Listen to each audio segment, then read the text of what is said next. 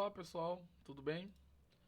Vamos iniciar nossa sétima aula da disciplina de Gestão Ambiental pela Faculdade Netcom do curso de Engenharia Eletrônica. Meu nome é Ricardo Silva Borges e a nossa aula é sobre Sistema de Gestão Ambiental e Saneamento, certo? O livro que vamos utilizar é do Reinaldo Dias, que é Gestão Ambiental, Responsabilidade Social e Sustentabilidade, certo? Então, pessoal, vamos comentar aqui sobre o sistema de gestão ambiental nas empresas, né? Então, a partir de 1960, passou por um intenso ritmo de industrialização, com o consequente aumento da população nas áreas urbanas, o que provocou o quê, pessoal? A intensificação dos impactos no meio ambiente, né?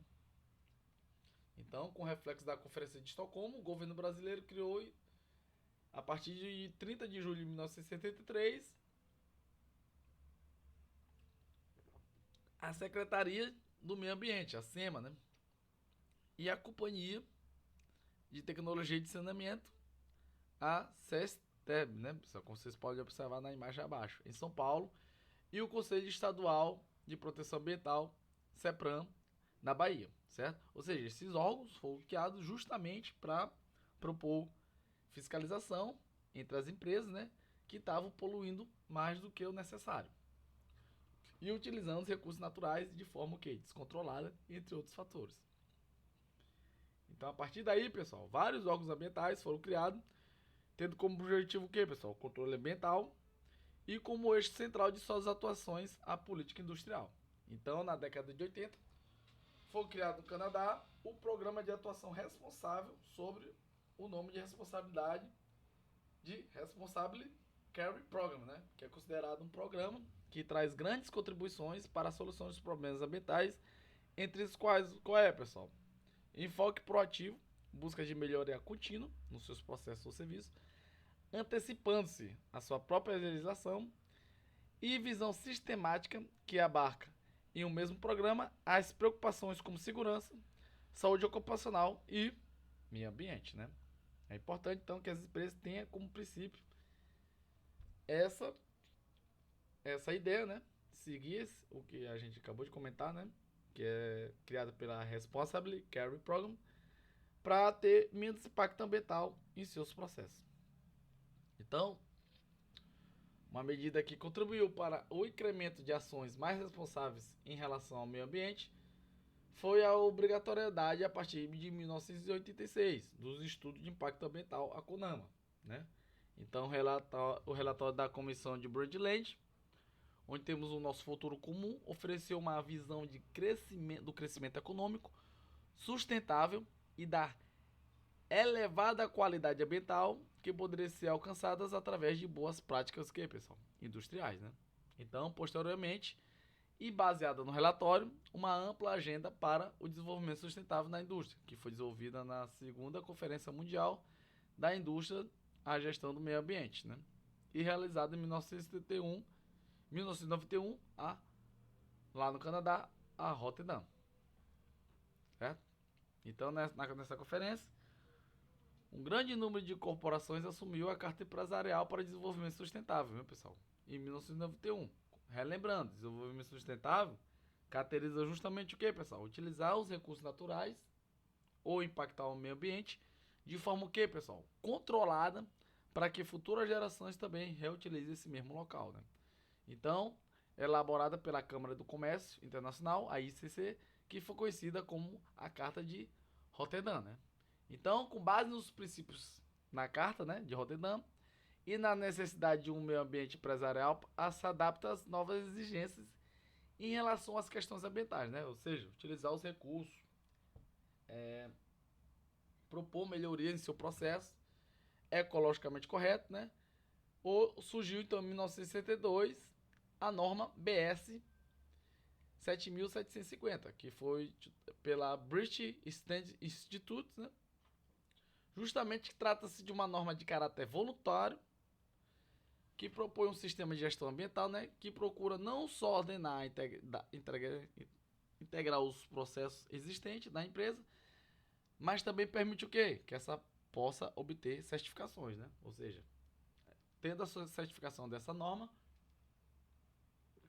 Consequentemente, a empresa seria vista aos olhos dos clientes, dos fornecedores e do mercado, né, como bons olhos, que seria em benefício da empresa.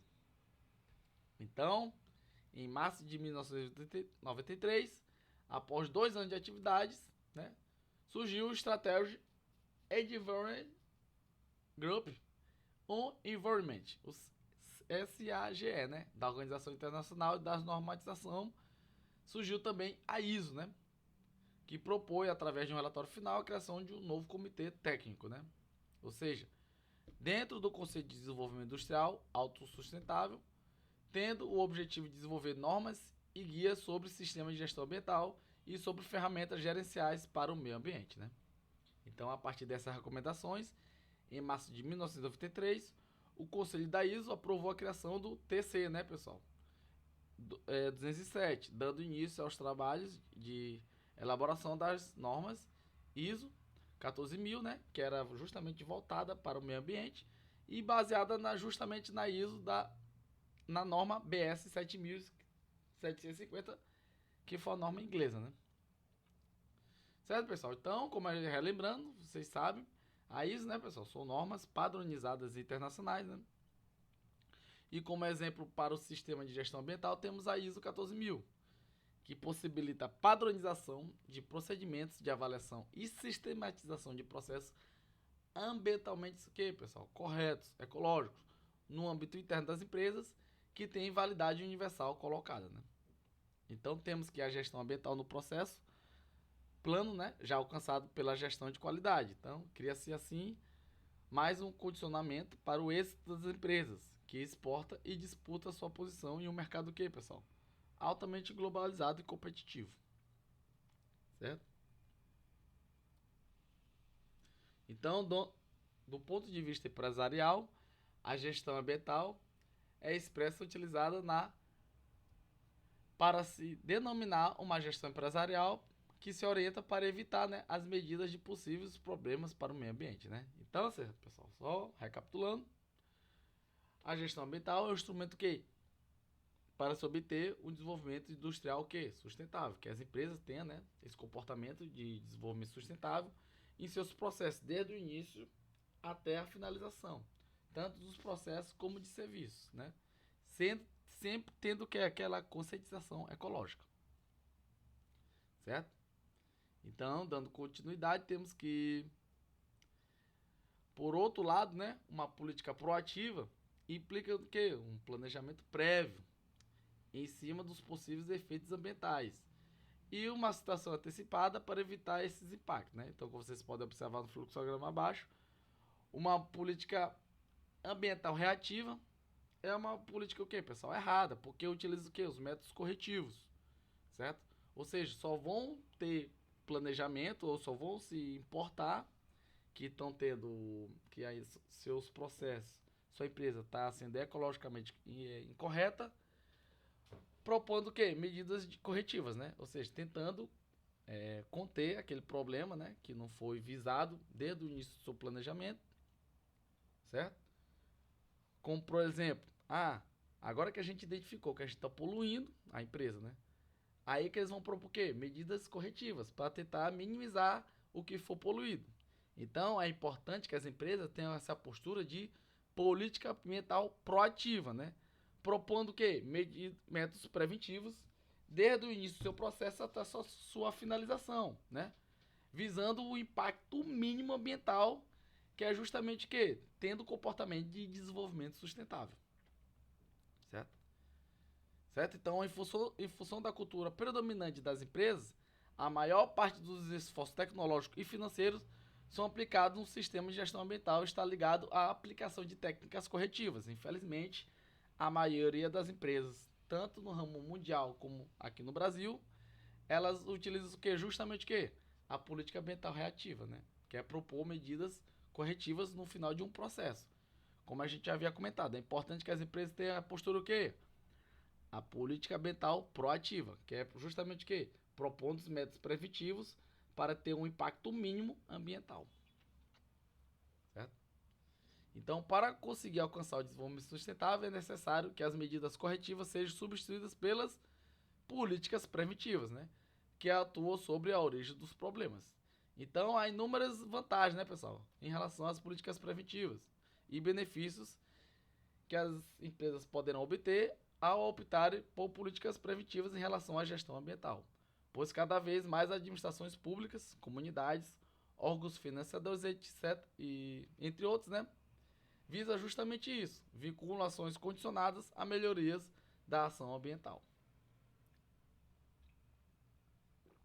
Em relação às ISO, né, pessoal, as normas, né, ou padrões de desenvolvimento pela International Organization, né, for Standard Designation, a famosa ISO, organismo internacional não governamental com sede aonde? Em Genebra, na Suíça. Então, no Brasil, a única representante da ISO e dos seus fundadores é justamente quem, pessoal? A ABNT, que é a Associação Brasileira de Normas Técnicas, que também é reconhecida pelo governo brasileiro como Fórum Nacional de Normatização. Aí temos, pessoal, então aqui no Brasil, também é empregada a famosa ISO 14000, que são da família de normas que buscam estabelecer ferramentas e sistemas para a administração ambiental em uma organização, certo? Então temos a ISO 14000, certo? Que é uma norma internacional, onde as empresas brasileiras tentam empregar e também as empresas mundiais. Temos a ISO 14001, que é de sistema de gestão ambiental. Temos a ISO 14004, que também dá continuidade à ISO 14001. Temos a ISO 14010, que é justamente o que? Os guias para auditorias ambientais.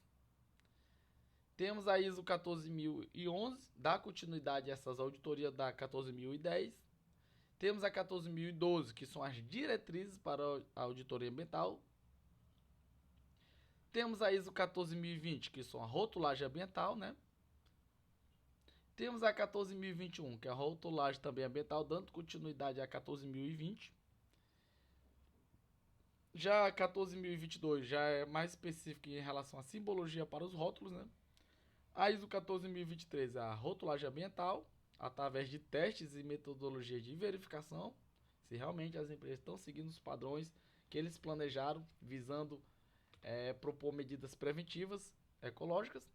E a ISO 14024, que é a rotulagem ambiental.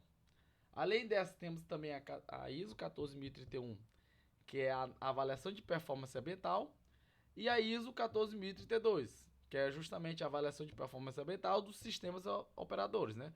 Verificando justamente se está tendo controle e desempenho socioambiental. Aí temos outras também, pessoal, relacionadas ao meio ambiente, que é a ISO 14040, temos a ISO 14041, temos a ISO 14042 e a ISO 14043, certo?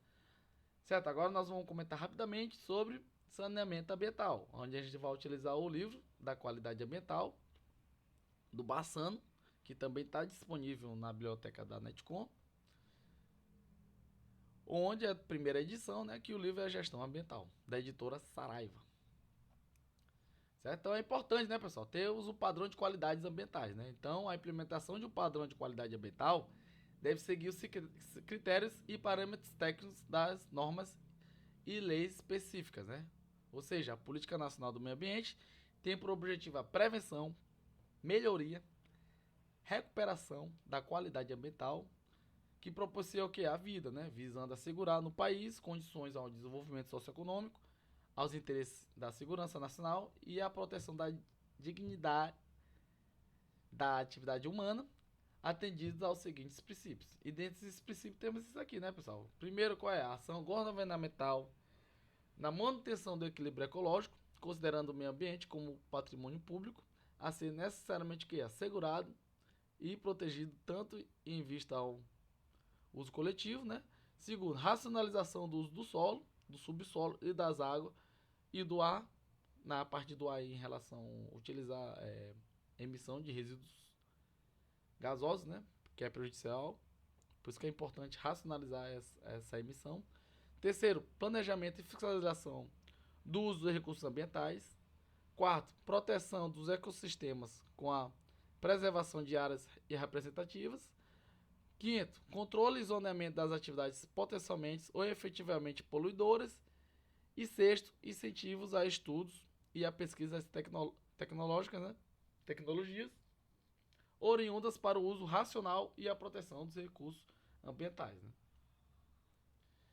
Sétimo, acompanhamento do estudo da qualidade ambiental, ou seja, através de controle e inspeção.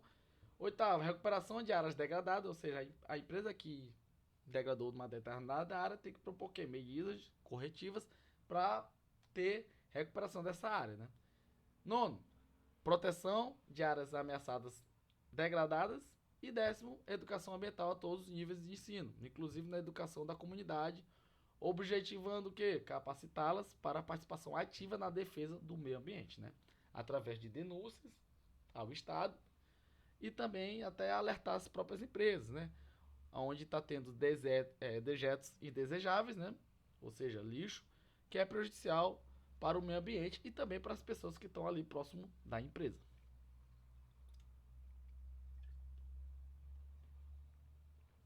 Certo, pessoal? Então, em relação ao conceito de qualidade ambiental, que caracteriza um conjunto de propriedades que compõem o ambiente e que podem afetar o que? Os seres vivos. Em caso de alterações profundas, suas características sejam em ambientes naturais, certo? Como a água ou solo, ou não em áreas construídas, trazendo prejuízo à saúde humana e aos ecossistemas em geral. Então temos a diretoria de qualidade ambiental, né, pessoal? Que é a DICA, que é DIQUA, né? Que é responsável pela coordenação, pelo controle e pela avaliação de diversas questões ambientais, né? Como, por exemplo, programas de controle de poluição do ar. Outro, controle de gases, que afeta a camada de ozônio, né? Como a gente sabe, né? Afetando a camada de ozônio. Proporciona o quê? Efeito estufa e aquecimento global, né? Terceiro, Programa Nacional de Educação e Controle de Poluição Sonora. Quarto, esclarecimento e orientações online sobre os serviços do IBAMA, né? Quarto, avaliação de registro de produtos, certificações ambientais e gerenciamento de cadastro técnico federal de potenciais poluidores ou utilizadores de recursos naturais. E quinto, apoio às atividades do MMA, né? Que é o cumprimento dos acordos internacionais ambientais. E em seguida temos que é importante ter, pessoal, também o monitoramento, que é o relatório de qualidade do meio ambiente, que é o RQMA, pelos órgãos estaduais do meio ambiente. E também, além de cumprir os objetivos da PNMA, que é a Política Nacional do Meio Ambiente, que tem por finalidade diagnosticar e analisar os resultados alcançados nas gestões ambientais dos recursos sólidos, dos recursos hídricos, das emissões de gases, entre outros fatores, certo? Então, está constituído justamente na Lei Federal de Saneamento Ambiental, certo? Justamente esses quesitos, como o abastecimento de água potável, o esgoto sanitário correto, limpeza urbana e manejo de resíduos sólidos e drenagem e manejo das águas pluviais urbanas, né? Para não ter alagamento, entre outros riscos, certo? Então, essa lei federal foi determinada a lei número 11.445. Todas as prefeituras têm a obrigação de elaborar seu plano de municipal de saneamento ambiental, certo? Que é a PNSB. Certo? Como a gente observa, infelizmente, muitos locais aqui no Brasil como no mundo é ausente, né, a parte de saneamento. Certo? Então, podemos observar que a associação dos entes federados por meio do consórcio público foi a Lei Federal 11.107, né, de consórcio público controle para implementar a prestação regionalizada de serviços públicos. Certo? Então, muito obrigado. Encerramos aqui a nossa 7ª aula.